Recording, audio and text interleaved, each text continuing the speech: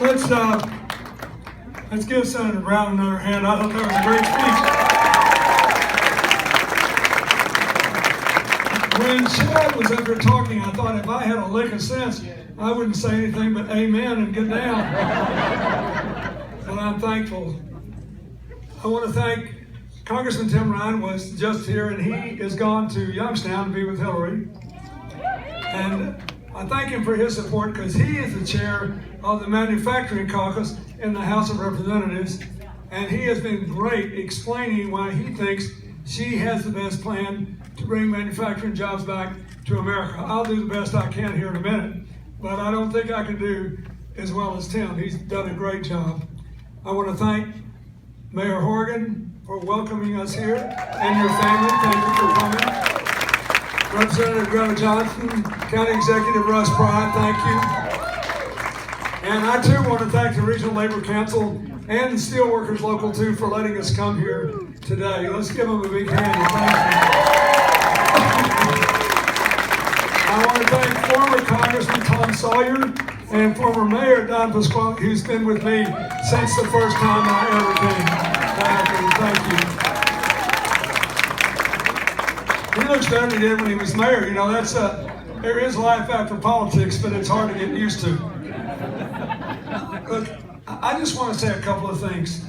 Sharon has sort of laid out the case for Hillary, but I want to say first that this election is profoundly important for positive and negative reasons. The negative reasons are clear when you watch their debates.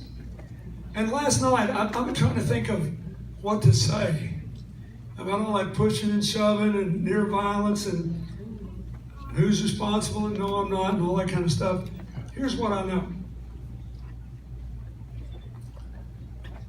That I learned from Nelson Mandela, who was my friend for more than 20 years until he died. He served his entire term with me. And as all of you know, he was in prison for 27 years. He was brutalized. He had a horrible, horrible time of it. He didn't get to see his children grow up. It ruined his marriage. He had to start all over again. And it broke his health. So one day when we really got to know each other, I said, you know, it was really smart of you to invite your jailers to your inauguration. Smart of you to be kind to the political parties that actually put you in prison. But now tell me the truth, when they let you out finally, didn't you hate them all over again? And here's what Mandela said. He said, yes, briefly I did, because I thought of all that I had lost. And he said, I also hated them for the first 11 years I was in prison. Every single day I had to go out and break rocks. And I lived in a 14 by 14 cell, and I hated them. And one day I realized all they had already taken from me, and that they could take it all. They could kill me without a second thought. Nothing would ever happen. I realized they could take everything from me except my mind and my heart. Those things I would have to give away. And I decided not to give them away. And then he looked at me, he said, neither should you. Neither should you. If you think about it, every single day of our lives, forget about Donald Trump, every single day of our lives, if we are not careful, we give away just a little smidgen of our mind, of our heart. When we look down on other people, feel hostile, think that our differences are more important than our common humanity. Hey, our differences matter a lot. Makes life more interesting, increases the chance that progress will be made, good decisions will be made. But our common humanity has to matter more. What horrifies us, even if we can't quite articulate it, about all this vicious rhetoric, callous disregard for anybody's sensitivity, and it morphing into violence, and producing an equal and opposite reaction among people on our side, is that somehow we know that we ought to be better than that. And you know, I remember when Hillary won her big victory in South Carolina, she said she thought we had to strive to be a kinder country. And a lot of people made fun of her, especially since they just brutalize her every day.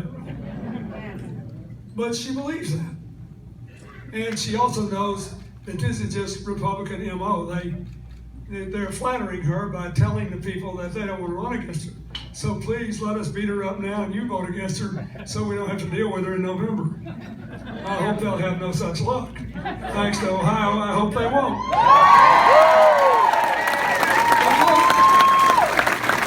This is a serious thing. And it shows you why we cannot afford to have a Republican president, a Republican Congress, and a Republican Supreme Court if we are going to move forward together. Now, this vacancy on the Supreme Court has thrown the differences into high relief. Why?